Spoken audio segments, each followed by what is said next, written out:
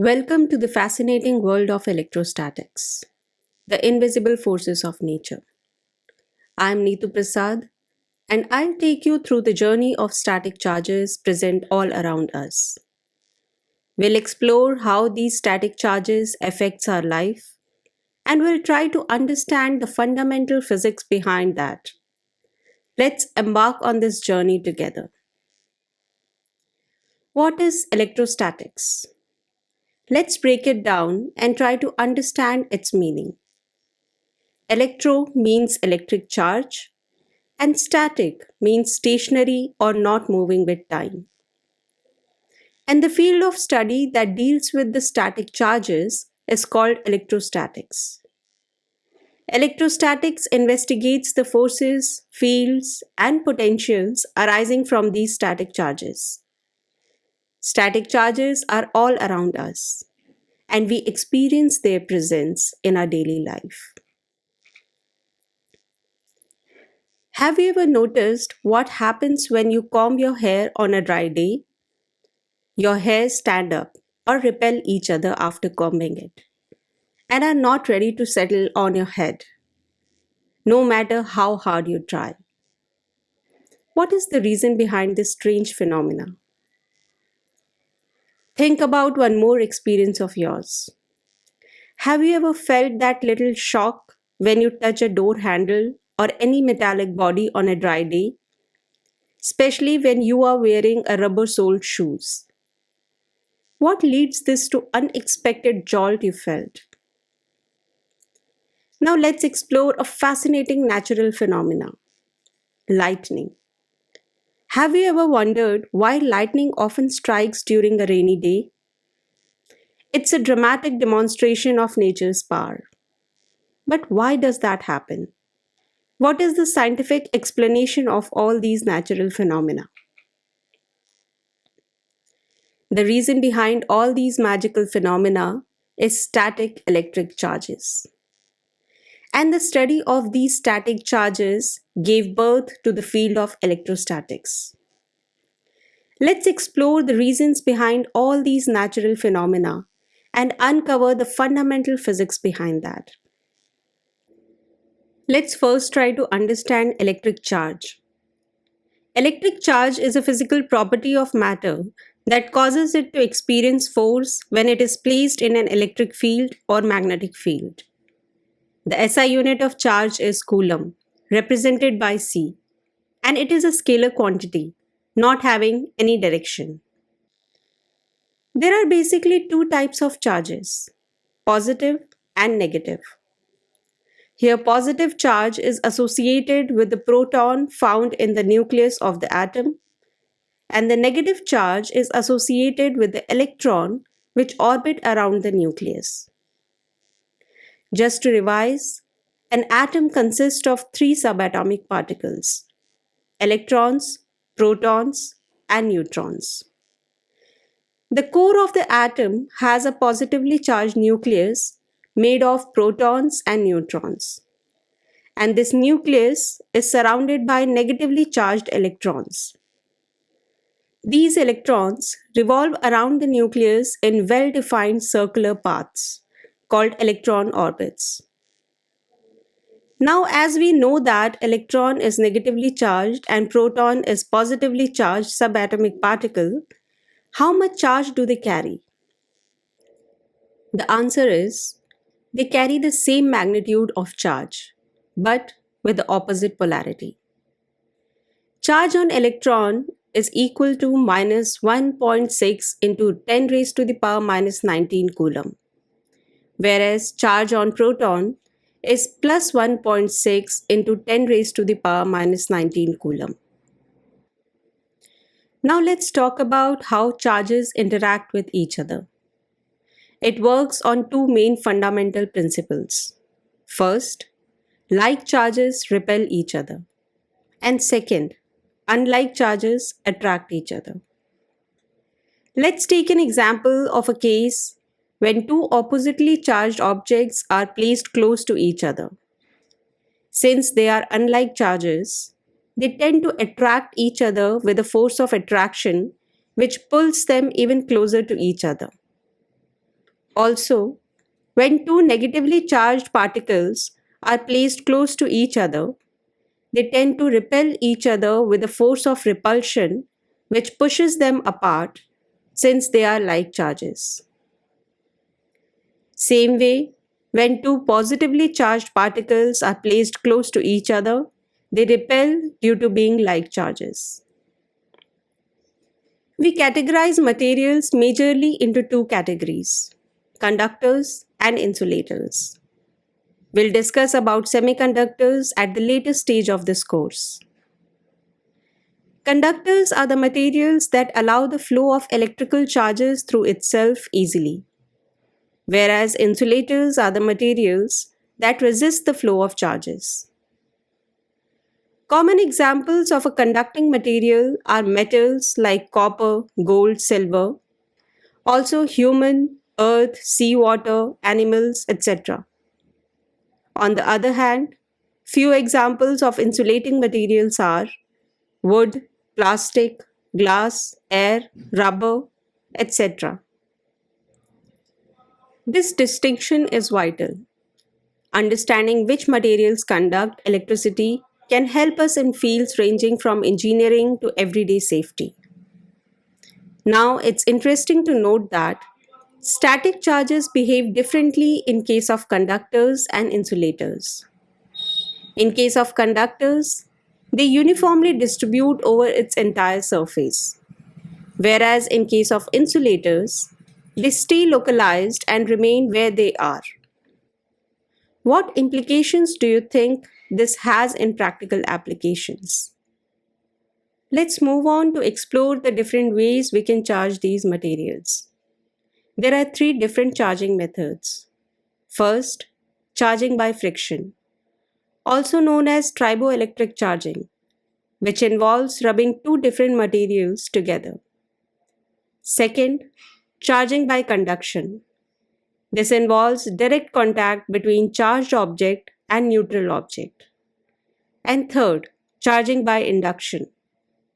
This method involves bringing a charged object near a neutral object without any contact. Now let's explain these charging methods in detail. In charging by friction, when two different materials are rubbed together, electrons can be transferred from one material to the other, causing one material to become negatively charged with an excess of electrons and the other material become positively charged with a deficiency of electrons. Let's take an example of a boy who combs his hairs on a dry day with low humidity. When he does that, then due to friction, electrons get transferred from his hairs to the comb. Because of that, the comb gets negatively charged as it gained electrons, and his hairs get positively charged as they lose electrons. Now, since his hair strands are positively charged, they tend to repel each other, leading to such a look as if his hairs are standing on his head. Also, when we bring that charged comb near to small pieces of paper, it attracts them towards itself, and it looks like papers are dancing in the presence of charged comb. Why does that happen? The papers are not even charged. Then why they are attracted towards negatively charged comb? We'll answer this question, but at a little later stage. Now let's discuss charging by conduction. When a charged object comes into contact with an uncharged object, due to conduction, the charges can transfer from charged object to uncharged object, causing the uncharged object to become charged. For example, let's say we have two metallic balls. One of them is negatively charged and the other one is neutral. When we bring the charged ball in contact with the neutral ball, then due to conduction process, few charges get transferred from charged one to the neutral one. If they are of the same size and shape, the charges get equally distributed on the surface of both of them. Now, even if we separate them apart, these charges will remain on both of these balls, unless and until they get a discharging path. And the third method of charging is charging by induction. When a charged object is brought near to an uncharged object, the charges within the uncharged object rearranges themselves, creating a temporary separation of charges. To explain it further, let's take an example. Let's say we have two neutral metallic balls, ball A and ball B, placed in contact with each other. And we bring a negatively charged metallic ball C near to their left side.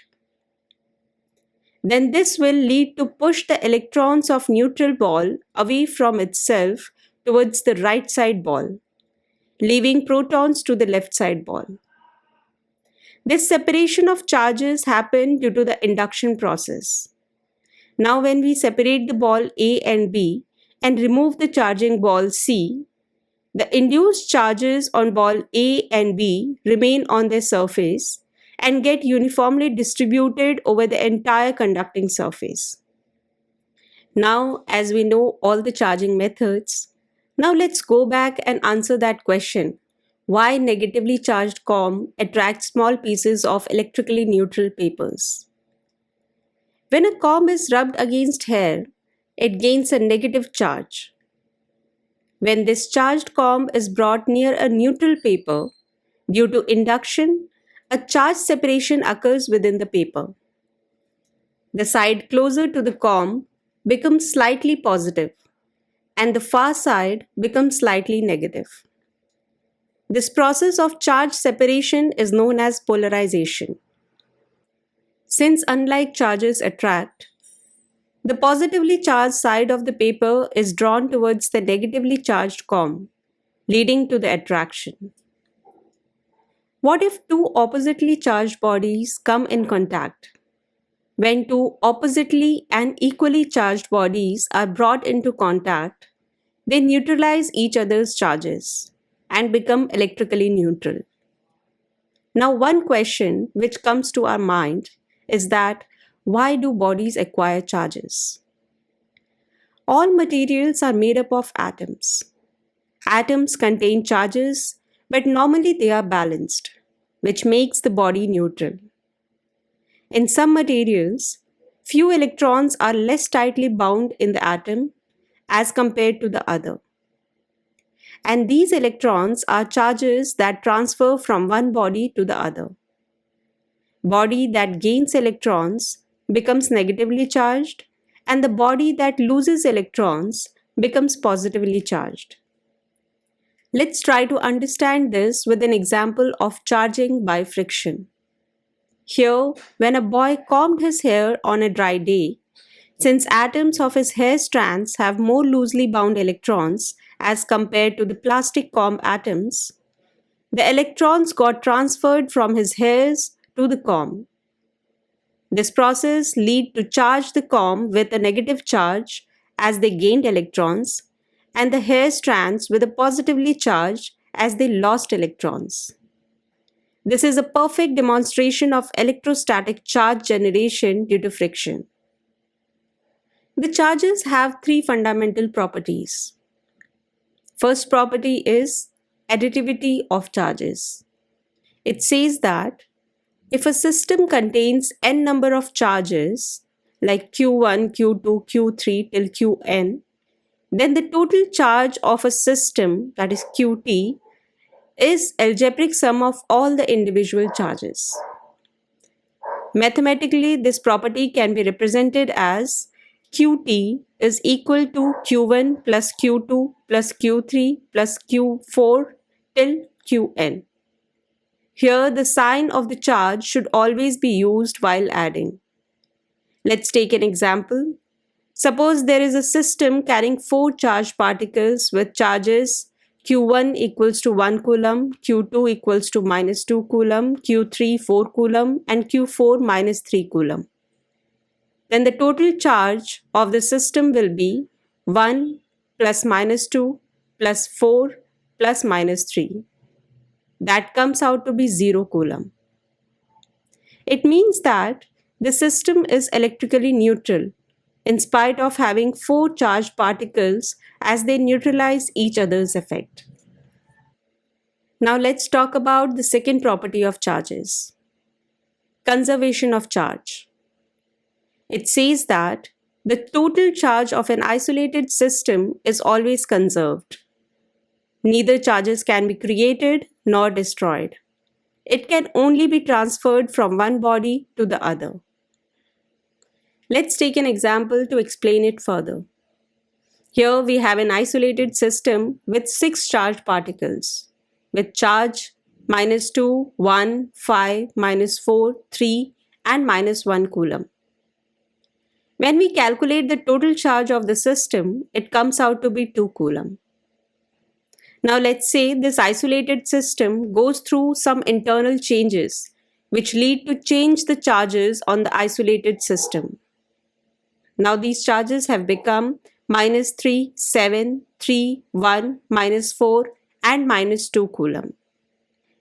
Now when we again calculate the total charge of the system, then it again comes out to be 2 coulomb. It didn't change.